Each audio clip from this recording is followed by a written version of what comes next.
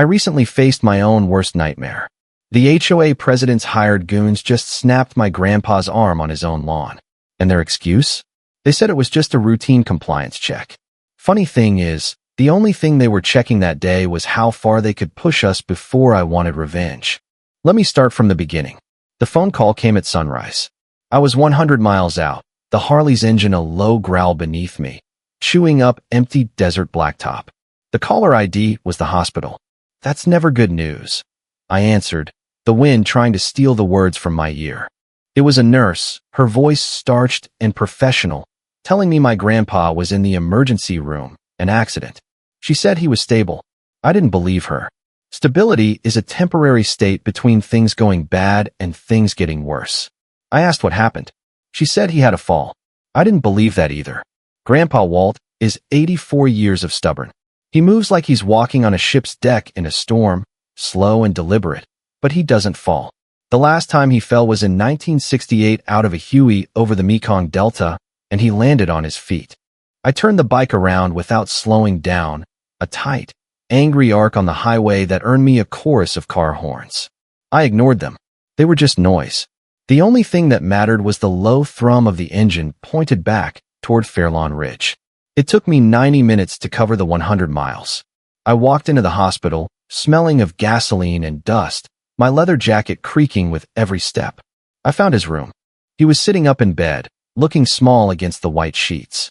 His left arm was encased in a massive white cast from his knuckles to his shoulder, held in a sling against his chest.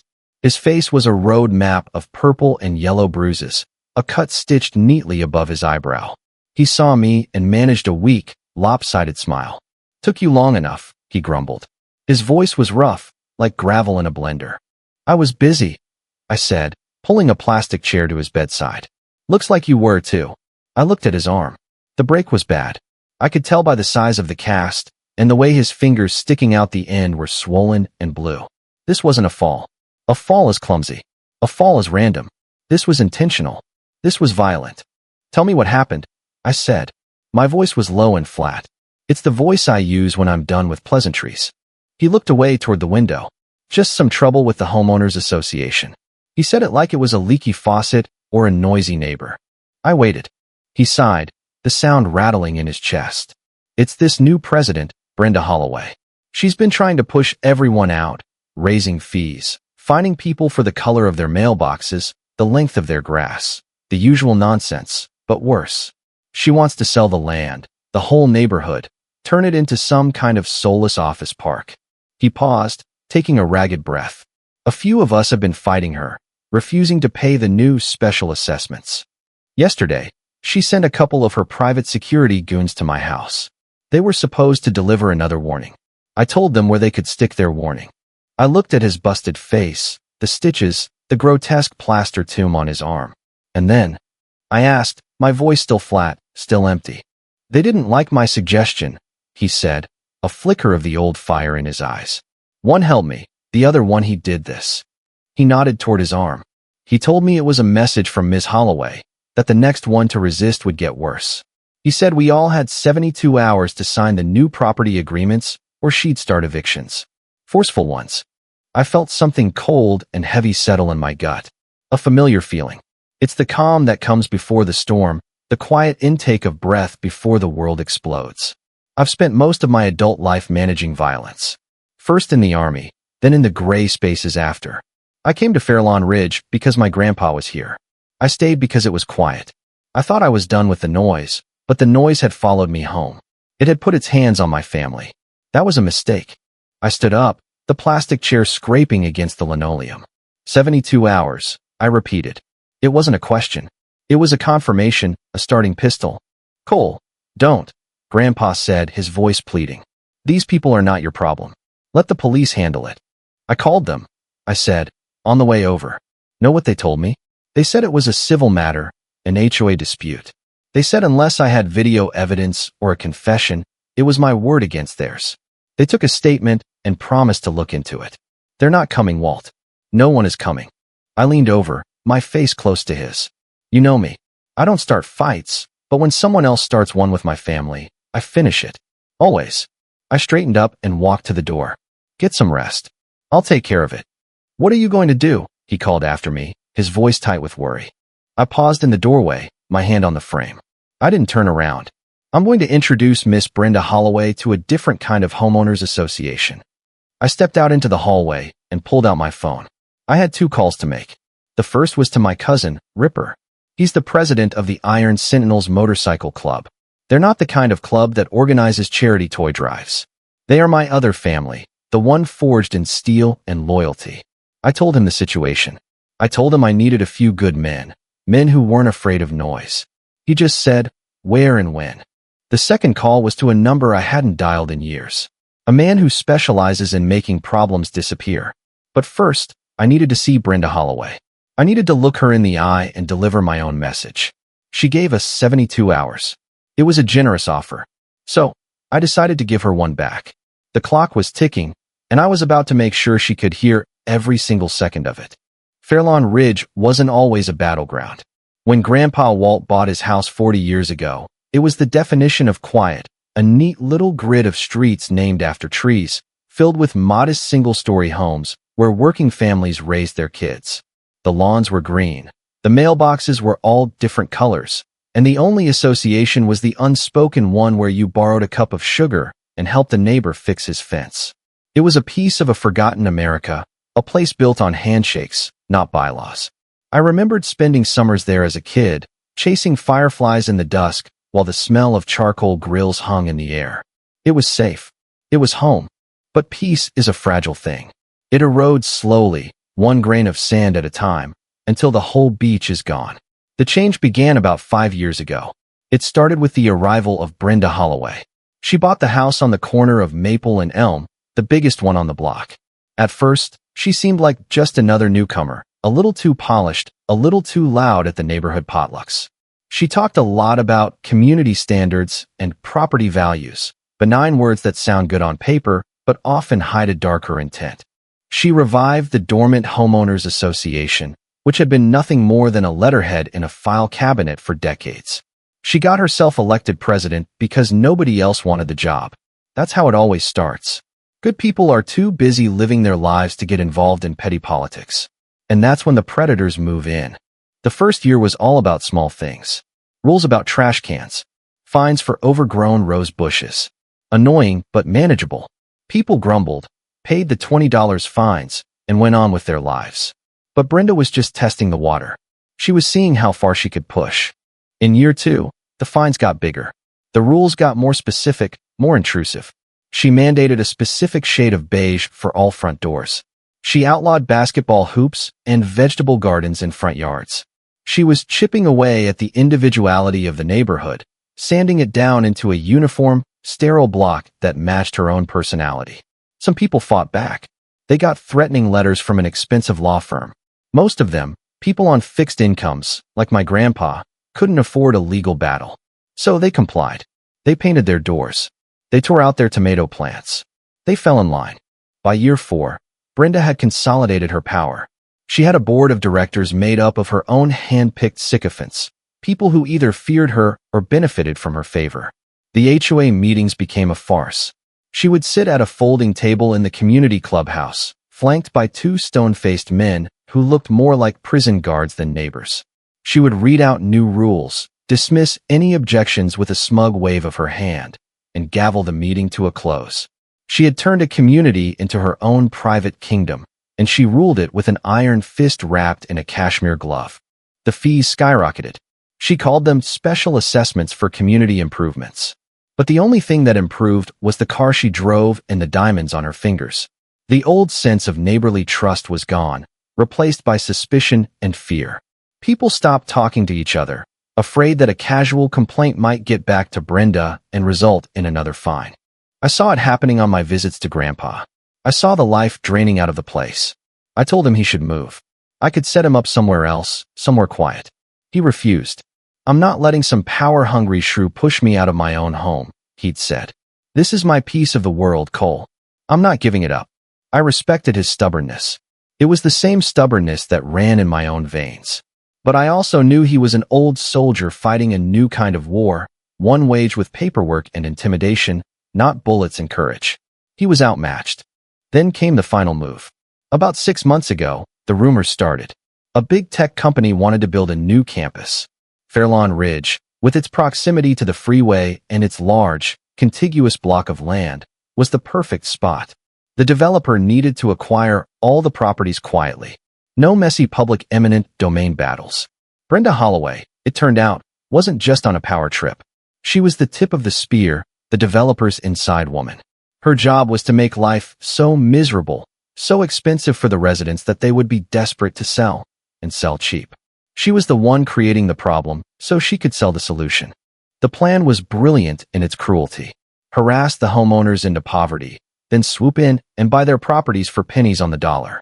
She and the developer would make a fortune, and an entire community would be wiped off the map. My grandpa and a few other old-timers, the last remnants of the original neighborhood, were the final holdouts. They refused to sign the buyout offers. They went to the press, but it was a small local story that got no traction. They tried to hire a lawyer, but Brenda's legal team buried them in motions and delays. They were alone.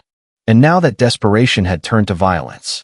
Breaking my grandpa's arm wasn't just an assault. It was a strategic move. It was meant to break his spirit, to show the other holdouts what would happen if they didn't fall in line. It was meant to signal that the rules were gone. Brenda Holloway had escalated. She had moved from legal intimidation to physical force. And in doing so, she had crossed the line. She had brought the war to my front door. She thought she was fighting a handful of senior citizens. She had no idea she had just declared war on me, and I was bringing an army.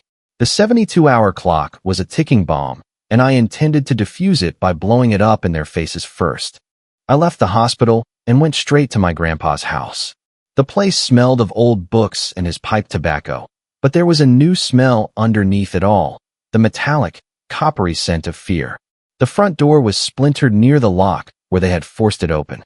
Inside, a floor lamp was overturned, its shade crushed, a clear sign of a struggle. I walked through the small house, every nerve ending tingling. This wasn't just a house anymore. It was a crime scene, a declaration of war. My war. By mid-afternoon, the cavalry arrived. Not on horses, but on Harleys. The low, guttural rumble of a dozen big V-twin engines shook the windows of Fairlawn Ridge. My cousins. Ripper, the president of the Iron Sentinels, led the pack. He's a mountain of a man with a beard that looks like it could nest a family of birds and hands that could crush coconuts.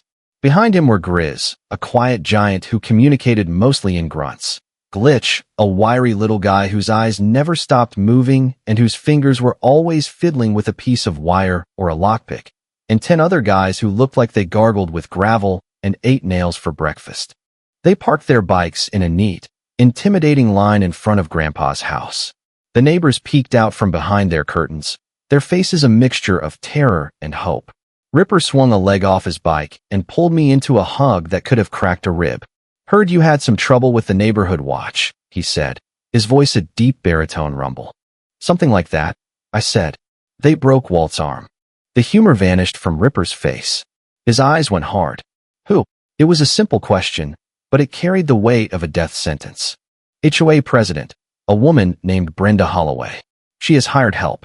Professionals." "Not professional enough," Grizz grunted from behind him, cracking his knuckles. The sound was like small branches snapping. While my cousins started to make their presence known just by existing on the street, I got an unexpected visitor, neighbor Dennis. Dennis lives 2 doors down. He's the kind of guy who gets nervous if his mail is delivered 5 minutes late. He's perpetually clad in khaki shorts and a polo shirt, and he always looks like he's just seen a ghost.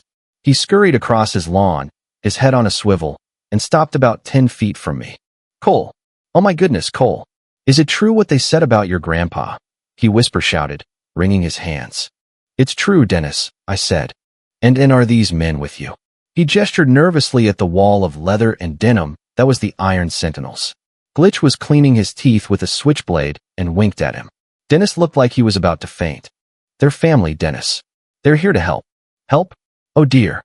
Cole, this Brenda Holloway is not someone to be trifled with. She has security everywhere. Drones, Cole. They fly over at night. Little buzzing things with cameras. I saw one hovering outside my bathroom window last week. It's terrifying." He was sweating, his face pale. Dennis was a fountain of panicked, useful information. "Drones, you say?" I looked at Ripper. He raised an eyebrow. This changed the tactical landscape. We weren't just dealing with thugs in a car. This was a coordinated surveillance operation. Brenda Holloway wasn't an amateur. She was playing for keeps. Yes, and cars. They patrol the streets all night. Black SUVs with tinted windows. They follow people. My wife says they followed her back from the grocery store. Dennis said, his voice cracking. We have to do something. But what can we do? She'll evict us all. Calm down, Dennis, I said, putting a hand on his shoulder. He flinched. We're going to handle it. I turned to my crew. All right, new plan. This is bigger than we thought. Glitch, I want you to find those drones. I want to see what they see. Grizz, you and a couple of the boys do a slow roll through the neighborhood. Look for those black SUVs. Get plate numbers, faces. Don't engage. Just be seen. Let them know there's a new dog in the yard. Ripper, you're with me. We need to do some close target recon. We need to know her routine, her security layout, everything. Dennis looked on, his eyes wide. What are you going to do? We're going to take back your neighborhood, Dennis. I smiled, but it wasn't a friendly one. But first, we're going to cut the head off the snake. The plan was forming in my mind, a cold, hard piece of geometry. Brenda Holloway had built a fortress of fear and technology around her. She thought she was untouchable. She thought her drones and her hired muscle made her safe, but every fortress has a weak spot. Every system can be broken. She had eyes in the sky, but she had no idea what was coming for her on the ground. She was watching the sheep, unaware that the wolves had already slipped inside the fence. The first 60 hours would be for gathering intelligence. The last 12 would be for action. The clock was ticking, and we were about to start our own countdown. Night fell on Fairlawn Ridge, but it didn't bring peace. It brought a different kind of darkness, the kind that buzzes. Dennis wasn't exaggerating. As dusk settled, we spotted them. Small black quadcopter drones rising silently from the backyards of houses loyal to Brenda.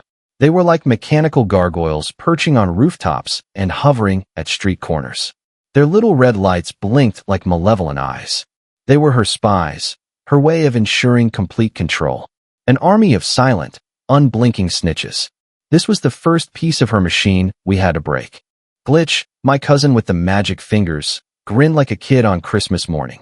Consumer-grade DJI Phantoms, he whispered, peering through a pair of high-powered binoculars from Grandpa's attic window. Good cameras, but their command frequency is as secure as a screen door on a submarine. Give me an hour. He set up his laptop, a mess of wires and antennas sprouting from it like some kind of techno-organism. He started typing, his fingers a blur across the keyboard. While Glitch worked on hacking the sky, the rest of us prepared for the ground game. Grizz's reconnaissance ride had paid off. They had identified 2 black SUVs making slow, methodical patrols. For men in each vehicle, hard-faced guys with earpieces, trying to look casual but failing miserably. They were ex-military or ex-cops. I could tell by their posture. Mercs. Brenda wasn't just hiring local toughs. She was paying for professional-grade intimidation. They had a route, a predictable pattern. That was their mistake. Predictability is a weakness you can exploit. We picked our spot, a narrow alley that ran behind a row of houses connecting Elm and Oak Street. It was poorly lit with overgrown bushes on one side and a tall wooden fence on the other. A perfect choke point. It was part of their patrol route. They'd drive through it once an hour to make sure no one was sneaking around in the backyards. We didn't plan on a firefight. That was too loud, too messy.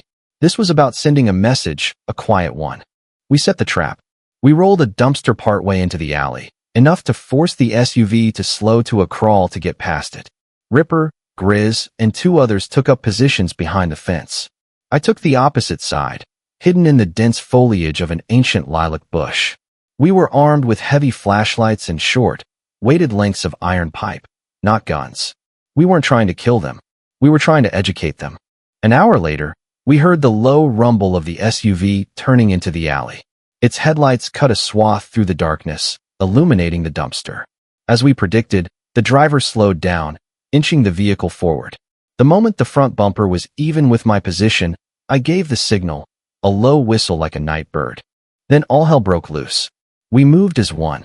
I burst from the bushes and smashed the driver's side window with my pipe. The glass imploded, and I shoved the high-lumen flashlight directly into the driver's face. He screamed, blinded by the sudden, disorienting blast of light. At the same instant, Ripper and his team vaulted the fence. Grizz wrenched the rear passenger door open and hauled a guy out like he was a sack of potatoes. The other two mercs were a fraction of a second too slow. By the time they reached for the pistols on their hips, they were blinded, disoriented, and being dragged out of the vehicle into the darkness. The whole thing took less than 10 seconds. It was a whirlwind of controlled, efficient violence.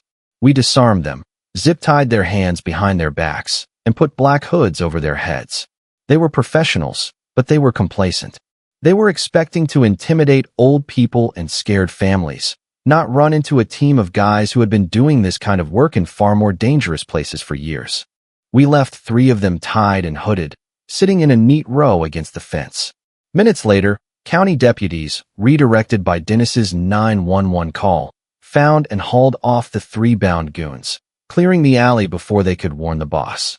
We kept the 4th one, the one who looked like he was in charge. We took him back to Grandpa's garage. Ripper sat him down on a wooden chair in the middle of the concrete floor. I pulled the hood off his head. He was in his late 30s with a military-style haircut and a tattoo of a snake eating its own tail on his neck. He blinked in the dim light of the single bare bulb hanging from the ceiling. His eyes were full of hate and fear. He tried to project toughness, but his jaw was clenched too tight. "Who are you?" he spat. "I'm the guy whose grandpa you put in the hospital," I said, my voice calm. I circled him slowly. "So, here's what's going to happen. You're going to tell me everything. You're going to tell me about Brenda Holloway. You're going to tell me how many of you there are, what your orders are, and what your next move is. And you're going to do it now." He sneered. "Go to hell." "Wrong answer," I said. Just then, Glitch walked into the garage holding his laptop. He had a wide, triumphant grin on his face. "Boss," he said, turning the laptop toward me. "We're in. I have control of the entire drone network, and you're not going to believe what I just saw." He tapped a key, and a video started to play. It was a live feed shot from high above, looking down on a secluded corner of a nearby park. There, under the pale glow of a street lamp, stood Brenda Holloway. And she wasn't alone. She was talking to a man in an expensive suit. His face was clearly visible in the drone's high-definition camera. My blood ran cold. I knew that face. I hadn't seen it in 10 years. Not since a disastrous operation in Kandahar. It was Leland Croft, a disgraced former CIA contractor who sold out his own team for a payday. A man I thought was either dead or in a foreign prison. And he was here in Fairlawn Ridge. The game had just changed dramatically.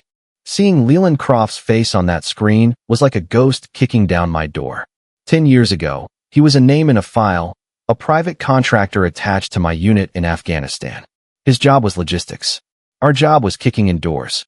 He was supposed to supply intel, support, a friendly eye in the sky. Instead, he supplied our position to the highest bidder. We walked into a trap that cost me 2 good men. Croft vanished, presumed to have been caught in the same firefight he orchestrated. The official report said he was killed in action. A convenient lie. The truth was he'd cashed in and disappeared. And now he had reappeared in my grandpa's neighborhood, standing next to a corrupt HOA president. This wasn't just about a real estate deal anymore. This was personal. "Play it back," I said to Glitch, my voice tight. With audio. Glitch fiddled with his keyboard, and their voices, tiny and distant, came through the laptop speakers. Brenda Holloway was whining. "Getting out of control, Leland. These old fools are still holding out. And now some biker gang has shown up. They ambushed one of my patrols tonight." Croft's voice was exactly as I remembered it. Smooth, confident, and dripping with condescension. "Relax, Brenda. They're amateurs. A minor setback. Your job is to keep the pressure on. My job is to handle the rough stuff. The deadline stands, 72 hours. We need those last few signatures, or the whole deal with Omnicorp falls through." Omnicorp, a massive, faceless tech conglomerate. So that was the endgame. Bulldoze this community of memories and families to build a glass and steel temple to corporate greed. And Croft was the architect of its destruction. The pieces clicked into place with a sickening thud. This was his signature move. Find a weak point. A person like Brenda Holloway, corruptible and greedy. Use her as a tool to create chaos and division from the inside. Then, when things got messy, bring in his own private army to restore order while he walks away with the prize. He had done the exact same thing to my unit a decade ago. Our captive in the chair, The merc with the snake tattoo had been listening. I saw the flicker of recognition in his eyes when he heard Croft's name. I crouched down in front of him. "Leland Croft," I said quietly. "Is that who you work for?" "A traitor who sells out his own men." The merc's tough guy facade finally cracked. He worked for a security company, probably one Croft owned under a shell corporation. He thought he was a professional soldier. Finding out he was just a pawn for a man like Croft, a man universally despised in the special operations community, was like a splash of acid on his pride. "Croft's a ghost," he mumbled. "Not anymore, he isn't," I said, tapping the laptop screen. "He's right here, and you're working for him, helping him terrorize elderly citizens. How does that feel?" He didn't answer. He just stared at the floor. His silence was my answer. I had him. "What's OmniCorp's deadline?" I pressed. "Tomorrow night," he finally said, his voice barely a whisper. "The board meets to finalize the land acquisition. If Croft doesn't have signed agreements from 100% of the properties by then, the deal is off. They'll move on to their second choice location in Arizona." Brenda's public 72-hour ultimatum was a smokescreen. Croft's real clock was already down to 36 hours. It was less than 36. Croft was getting desperate. That made him dangerous. He wouldn't risk losing a multi-million-dollar deal because of a few stubborn old folks. He would escalate. And then came the twist that turned my stomach. As we watched the drone feed, Croft handed Brenda a small, unmarked duffel bag. "This should handle the final holdouts," he said. "It's all set. My team will take care of the placement tonight. By morning, the fire department will be declaring half the block unsafe for habitation. A tragic gas leak, an old pipe. Such a shame. The evacuation order will be mandatory. And you, my dear, will be there with your clipboard and your pen, ready to help these poor, displaced souls sign their lives away for a fraction of their value." My heart stopped. A gas leak. He was going to rig a gas line to explode. He wasn't just going to intimidate them. He was going to blow them out of their homes. He was willing to risk killing dozens of people, my grandpa included, to close a business deal. This had gone far beyond a simple fight for property. This was now about preventing a mass casualty event. The line between revenge and justice, the one I had been walking so carefully, just got erased. There was no room for moral ambiguity anymore. Croft had made it simple. It was us or them. I looked at Ripper, then at Grizz. Their faces were grim. They understood. We were no longer just a bunch of bikers helping out my grandpa. We were the only thing standing between Leland Croft and a catastrophe. We had the intelligence. We had his face, his voice, his entire plan recorded on a hard drive. We had a hostage who could testify against him. We could go to the police now. But would they act in time? Would they believe a story from a bunch of outlaw bikers based on a hacked drone feed? Or would they get bogged down in warrants and bureaucracy while Croft's team was lighting a fuse under my grandpa's street? It was a risk I couldn't take. We had to handle this ourselves. The question was how. We were outnumbered, outgunned, and running out of time. Croft was planning a fire, but he had no idea he was the one about to get burned. The revelation of Croft's plan to cause a gas explosion sucked all the air out of the garage. It was no longer about pushing back against a bully. We were now in the business of preventing a terrorist act on American soil. Revenge for my grandpa's arm felt like a petty luxury I could no longer afford. This was about saving lives. The moral calculus shifted from a gray area to stark black and white. Leland Croft was a cancer that had to be cut out immediately. The line I was worried about crossing, the one between justice and pure vengeance, was now 1,000 miles behind me. When your enemy plans to burn down a neighborhood full of sleeping families, you don't worry about fighting fair. You worry about stopping him by any means necessary. I looked at the merc tied to the chair. His name was Rhodes. He was scared, but he was also a professional who realized he'd been played for a fool by a man with no honor. "Where?" I asked him. "Where are they rigging the gas line?" He hesitated for a second. Then the dam of his loyalty broke. "There is a main distribution valve at the end of the cul-de-sac on Chestnut Street," he said, the words spilling out in a rush. "It's an older neighborhood. The infrastructure is weak. Croft's demo guy said it would be easy. A small shaped charge on the primary joint. It won't be a huge fireball. Nothing that spectacular. The C4 only ruptures the line. It's the heavier-than-air gas-air mix that would have crept into cellars and ignited into a firestorm. Just a rupture. The gas is heavier than air. It'll sink, fill the cellars and crawl spaces of the houses at the end of the street. Then an anonymous call to the fire department about a gas smell. They show up, their truck's engine backfires, a stray spark, and the whole block goes up. It'll look like a tragic accident. My grandpa's house was 2 doors down from the end of that cul-de-sac. My fists clenched so hard my knuckles ached. This was Croft's MO all over again. Plausible deniability. An accident that solves all his problems. Neighbor Dennis, who had been hovering nervously in the doorway of the garage this whole time, let out a small squeak. Chestnut Street. That's where the Hendersons live. They have a new baby. His face was ashen. The abstract threat had just become horribly real for him. It had names and faces. A baby. That was it. The last straw. I looked at Ripper. He just nodded. He didn't need a speech. He knew. We all knew what had to be done. I turned back to Rhodes. How many men? 2, he said. A demo expert and 1 guard. They're supposed to move in at 2 in the morning. Low visibility, minimal traffic. I looked at my watch. It was just after midnight. We had less than 2 hours. Okay, I said, my voice cold and hard. Here's the plan. Glitch, you are our eye in the sky. I want you glued to that drone feed. You are the overwatch. I want to know if a cat sneezes within a 5-block radius. Understood. Got it, boss. Glitch gave me a sharp nod, his eyes intense. Ripper, Grizz, you're with me. We're going to greet the welcoming committee. The rest of you, I said to the other sentinels, you are the containment team. You will form a silent perimeter around the entire cul-de-sac. Nobody gets in and nobody gets out except for us. No phones, no radios, complete silence. We do this clean. Dennis wrung his hands, his knuckles white. But what if something goes wrong? Shouldn't we call the police, the fire department?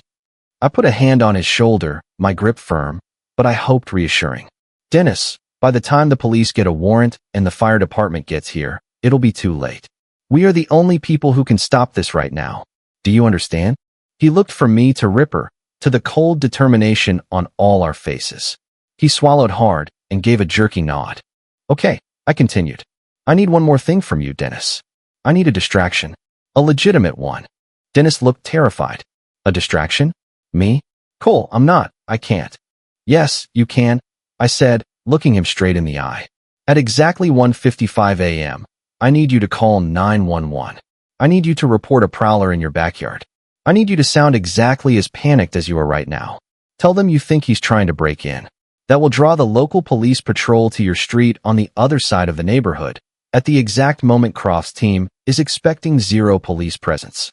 It will keep them occupied for at least 10 minutes. Can you do that for your neighbors, Dennis?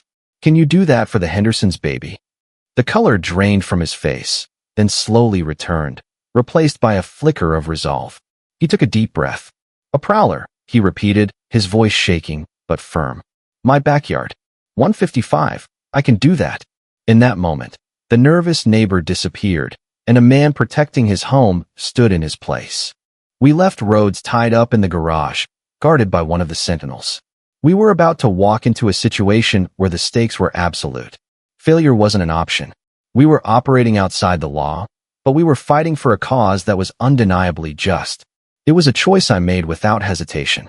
Croft had left us no other path. He wanted to turn Chestnut Street into a crater. We were about to turn it into a trap. His own cruel plan was about to become the instrument of his downfall.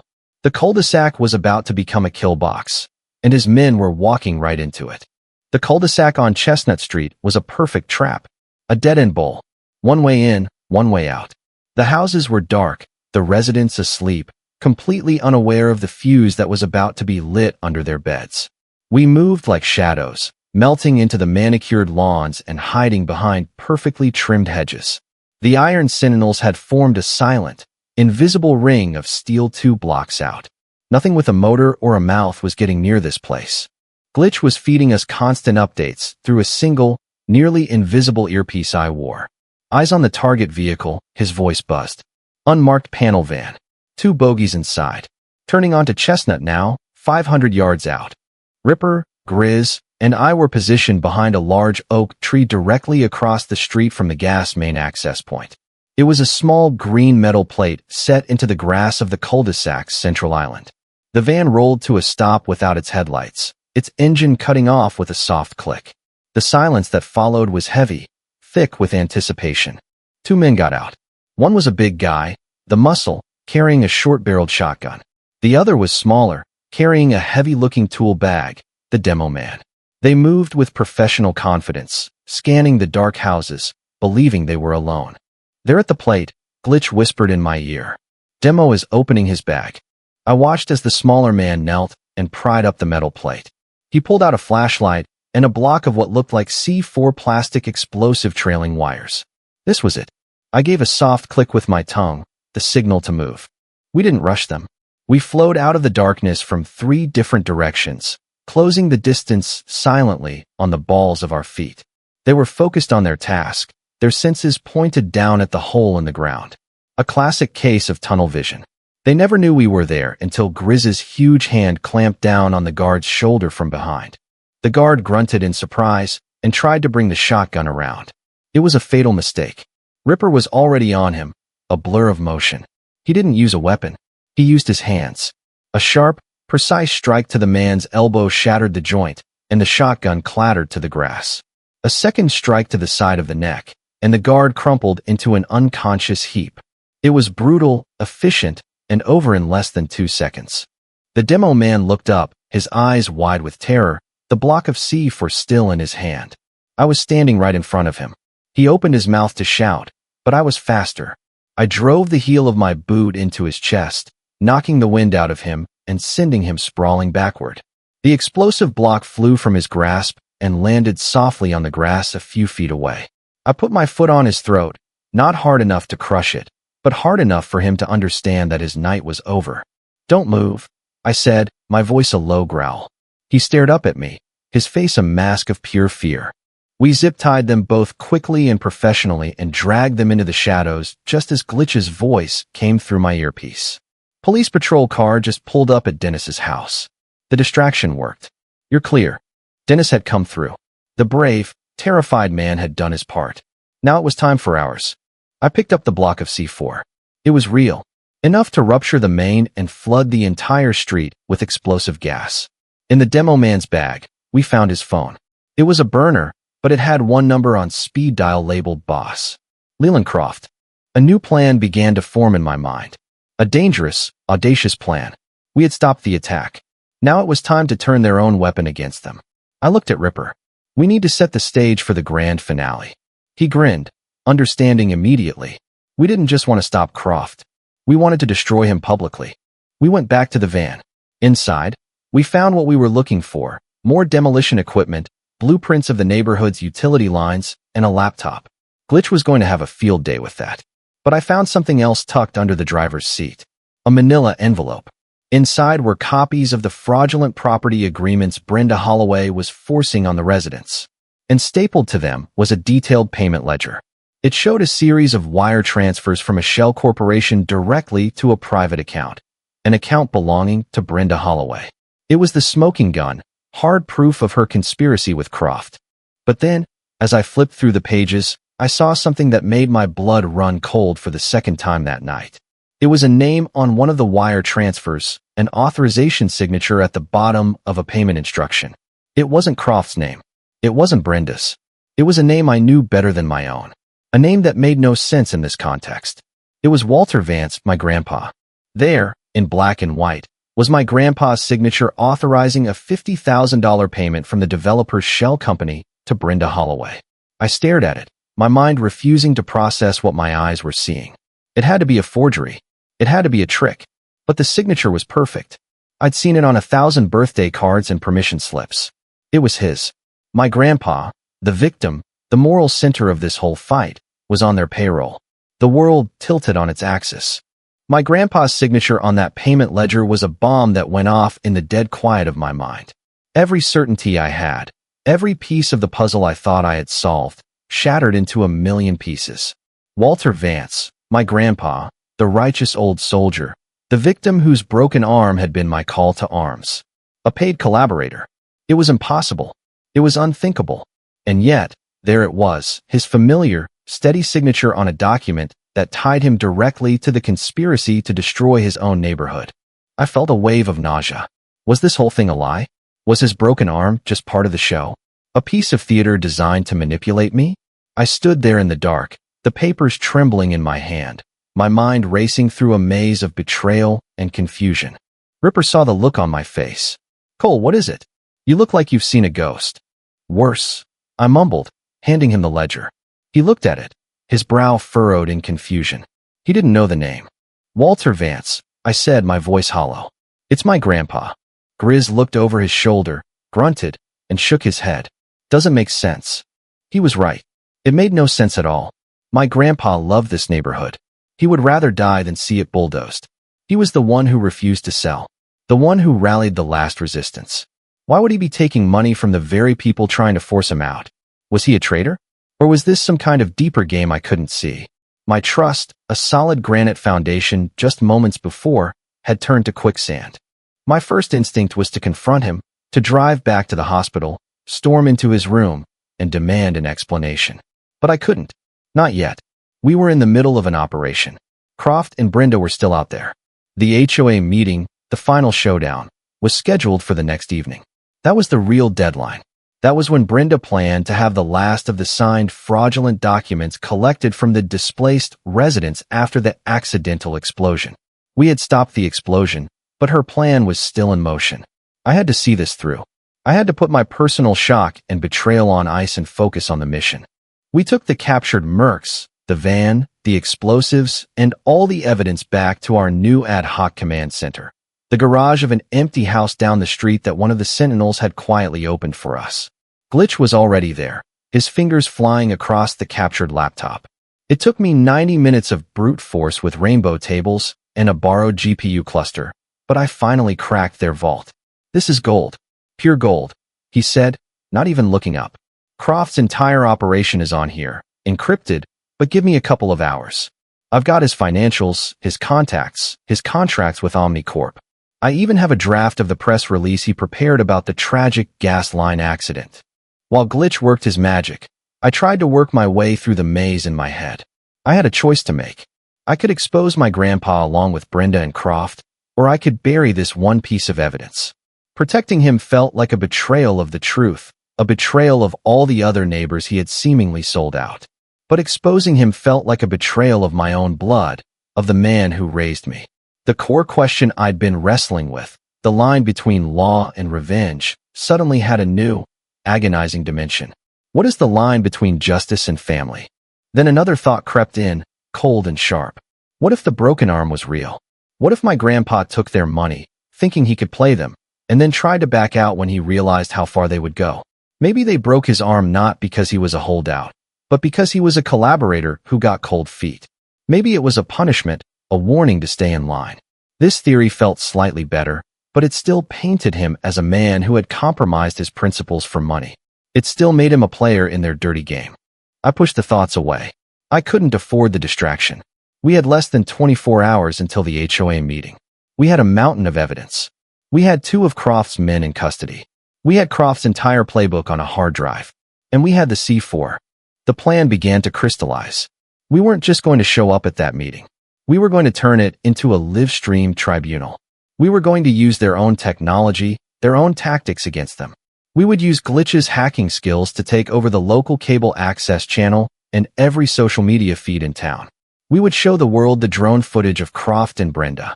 We would show the payment ledgers. We would show a video confession from Rhodes, the captured merc. We would show them everything. We would make Brenda Holloway and Leland Croft famous in the worst possible way. As for my grandpa, I made a decision. I would confront him after the battle was won. I would get the truth. But first, I had to burn down the kingdom that Brenda and Croft had built. The final showdown was set. The HOA meeting was no longer about property values and beige doors. It was going to be a trial, and I was going to be the prosecutor, judge, and jury. I just prayed that when all the evidence was presented, my own family name wouldn't be among the guilty. The community clubhouse was a sterile, beige box that smelled faintly of cheap coffee and desperation. This was Brenda Holloway's throne room. Tonight, it was going to be her scaffold. The HOA meeting was scheduled for 7 o'clock. By 6:30, the room was packed. Scared residents drawn by the mandatory summons filled the cheap plastic chairs. They looked defeated, huddled together like sheep waiting for the slaughter. In the front row sat my grandpa, his arm in its sling, his face a stony, unreadable mask. Against his doctor's advice, he'd signed himself out early and ridden back in an EMT buddy's SUV, determined to be here tonight. I hadn't spoken to him. I couldn't. Not until this was over. At precisely 7 o'clock, Brenda Holloway made her entrance. She strode to the front of the room, flanked by 2 new bodyguards, massive men in tight black suits who looked even meaner than the last crew. Croft had air-freighted in a secondary detail from Miami that afternoon, soft-spoken special ops veterans in black suits primed for intimidation. Leland Croft was with her, smiling his smug, reptilian smile. He wasn't trying to hide in the shadows anymore. He was here to watch his victory lap. They took their seats at the head table, looking out over the silent crowd with the supreme confidence of predators who knew the hunt was over. "Welcome," Brenda began, her voice dripping with false sympathy. "I know this is a difficult time for our community. In light of the recent safety concerns regarding our aging gas infrastructure, Mr. Croft and his company, Omnicorp, have graciously expedited their offer to purchase our properties." She gestured to a stack of papers in front of her. "We have the agreements here for the final few households. Once you sign, you will be compensated fairly, and you can move on to safer homes." It was a masterclass in manipulation. She was the arsonist pretending to be the firefighter. That was my cue. I was standing at the back of the room near the main entrance, dressed in my usual jeans and leather jacket. I gave a subtle nod to Glitch, who was parked a block away in the captured van, now a mobile command center. "Showtime," I murmured into the tiny microphone pinned inside my collar. Suddenly, the large television screen on the wall behind Brenda, which was supposed to be showing a slideshow of architectural renderings for the new Omnicorp campus, flickered. It went black for a second, then snapped on with a new image, a high-definition, top-down drone shot of Brenda and Croft meeting in the park. Glitch had patched us into the clubhouse's audiovisual system. And not just here. He was broadcasting this on a live stream, pushed to every phone in Fairlawn Ridge and simulcast over the local public access channel. The audio from the drone footage filled the room. Croft's voice, clear as a bell, saying, "My team will take care of the placement tonight. By morning, the fire department will be declaring half the block unsafe for habitation." A tragic gas leak. The crowd gasped. People started murmuring, looking at each other, then at the head table. Brenda's face went white. Croft shot to his feet, his face a thundercloud of fury. "What is this? Shut it off," he roared at his guards. But it was too late. Before the guards could even move, the doors to the clubhouse burst open. Ripper, Grizz, and a dozen other Iron Sentinels filed in, forming a silent, imposing wall that blocked all the exits. They weren't armed with guns. They didn't need to be. Their presence was enough to freeze the 2 bodyguards in place. "Please sit down, Mr. Croft," I said, my voice calm and carrying easily through the stunned silence. I walked slowly down the center aisle. The presentation is just getting started. The screen behind me switched again. Now it showed the payment ledger, my grandpa's name conspicuously redacted by a black bar. The wire transfers to Brenda's secret account were highlighted in red. "This," I announced, "is a record of the bribes Brenda Holloway accepted to sell you out." The crowd erupted. Cries of "thief" and "traitor" filled the air. Brenda looked like she was about to collapse. "And just in case there's any confusion," I continued, "let's hear from one of Mr. Croft's employees." The screen changed again, this time to a video of the captured merc, Rhodes, sitting in the garage. His face was bruised, but his voice was clear. He laid out the entire plan, from the initial intimidation tactics to the plot to blow the gas main, naming Croft as the man who gave the orders. Croft was cornered. A wild, desperate look came into his eyes. He pulled a small pistol from inside his jacket. "You're all dead," he screamed, leveling the gun at me. But as his finger tightened on the trigger, a new voice cut through the chaos. "I wouldn't do that if I were you, Leland." It was my grandpa. He was standing up, his good hand holding a small, old-fashioned tape recorder. Because while Cole was gathering his evidence, I was gathering mine. He pressed a button. It was a recording of a phone call. He'd rigged a microtape recorder designed for his hearing aid because flipping through my phone app was impossible with one good arm. It was Croft's voice again, but this time he was talking to my grandpa. "Just take the money, old man," Croft was saying. "You help get the ball rolling with Brenda. Just sign the final papers and walk away." Nobody has to know you were my first point of contact. Then my grandpa's voice, strong and defiant. The deal was to get rid of Brenda Holloway. You son of a bitch, not to destroy the neighborhood. I'm out. Then the sound of a struggle, a crack, and my grandpa crying out in pain.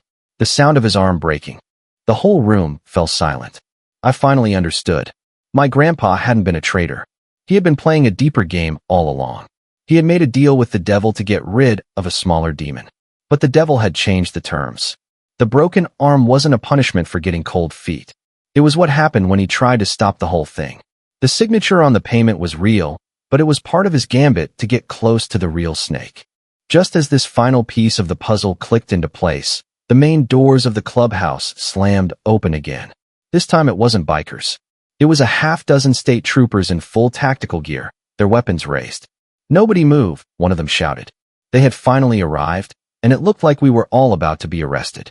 The standoff lasted for a heartbeat that felt like an eternity. State troopers flooding the room, guns up. Croft with his pistol pointed at me, my cousins forming a human wall, and a room full of shell-shocked residents watching a real-life drama that was more intense than anything on television. The lead trooper, a sergeant with a face like carved granite and Kendrick on his name tag, took in the scene with a quick, professional eye. His gaze flickered from Croft's gun to me, to the big screen still playing the evidence, then to the iron sentinels. "Drop the weapon now," Kendrick barked at Croft. Croft was sweating, his eyes darting around for an escape that didn't exist. For a second, I thought he was going to start shooting and take his chances. But then he saw the cold, hard certainty in the trooper's eyes. His shoulders slumped. The fight went out of him. He let the pistol clatter to the floor. Two troopers were on him instantly, slamming him face down on the table and cuffing his hands behind his back with brutal efficiency. Another pair did the same to a sputtering, weeping Brenda Holloway. It was over. Sergeant Kendrick walked over to me. He looked at me, then at Ripper and the other sentinels. I was expecting him to put me in cuffs next. "You must be Cole Vance," he said. It wasn't a question. "And you're late," I replied. A flicker of a smile touched his lips. "We got an anonymous tip. A very detailed one. Thanks to Grandpa's midnight tip to the state AG's unit, troopers had the warrant queued and were en route by 7:15, just in time. Came with a hard drive full of evidence and instructions to be here at 7:30. Said you guys would have everything wrapped up by then." He glanced at my grandpa, who gave him a slight nod. Of course, Grandpa's plan had always included a failsafe. He knew I would bring the thunder, but he made sure the law was there to clean up the mess. He had orchestrated the entire symphony. The troopers led Croft and Brenda away along with their bewildered bodyguards. The residents started cheering, a wave of relief and joy washing through the room. They were hugging each other, crying, and patting my cousins on the back. Even neighbor Dennis was there, looking triumphant. He gave me a shaky thumbs up from across the room. I made my way through the crowd to my grandpa. He was leaning against the wall, looking tired but satisfied. I stood in front of him, not knowing what to say. The last 12 hours had been a hurricane of doubt about him. "You had me worried, old man," I finally said. He chuckled, a dry, rattling sound. "Had to, Cole. I knew Brenda was just a symptom. I needed to find the disease." That was Croft. It was a dummy payment slip. Grandpa signed under the guise of cooperation, then immediately forwarded copies to the State Fraud Task Force to draw their fire. I made contact with him months ago, pretending I was willing to play ball, to be his inside man to help oust Brenda. It was the only way to get close enough to see the whole picture. He winced as he adjusted the sling on his arm. I knew he'd eventually show his true colors. I just underestimated how colorful he'd get. When he told me his plan for the gas line, I knew I couldn't stop him alone, and I knew there was only one person who could. "You." He looked me straight in the eye. "I'm sorry I couldn't tell you, son. I had to let you believe I was just a victim. Your anger, your protective instinct, that's your superpower. I needed you to unleash it without holding back, without any confusion about my role. Sometimes, to win a war, a general has to be willing to sacrifice a pawn, even if that pawn is himself." The weight of the last day lifted off my shoulders. He hadn't betrayed anyone. He had played the most dangerous game of all, using himself as bait to save his home. He had walked the line between law and revenge and found a way to serve them both. The next morning, the sun rose on a different Fairlawn ridge. The black SUVs and the drones were gone. The news was full of the story of the corrupt HOA president and the terrorist developer. Omnicorp immediately cut all ties with Croft, their stock taking a nosedive. The remaining members of the HOA board resigned in disgrace. An emergency election was held, and neighbor Dennis, to his own utter shock, was unanimously elected the new president. His first official act was to abolish 90% of Brenda's stupid rules. My cousin stuck around for a celebratory barbecue in Grandpa's backyard. The whole neighborhood came. For the first time in years, the air was filled with laughter instead of fear. Ripper and his boys, who had terrified these same people just days before, were now local heroes, awkwardly accepting plates of potato salad and thanks from grateful homeowners. As the sun set, I stood with Grandpa by his newly reinstalled American flagpole. He raised the flag with his one good arm. We watched it climb, the red, white, and blue catching the last light of the day. You know, he said quietly, there's a fine line between doing what's right and doing what's necessary. And where do you think we landed? I asked. He looked at the peaceful street, at the families talking and kids playing. He looked at the flag waving proudly against the darkening sky. Right where we needed to be, he said. And for the first time in a long time, I felt like I was finally home. The quiet I had been looking for wasn't about the absence of noise. It was about the presence of peace. And sometimes, to get peace, you have to go to war.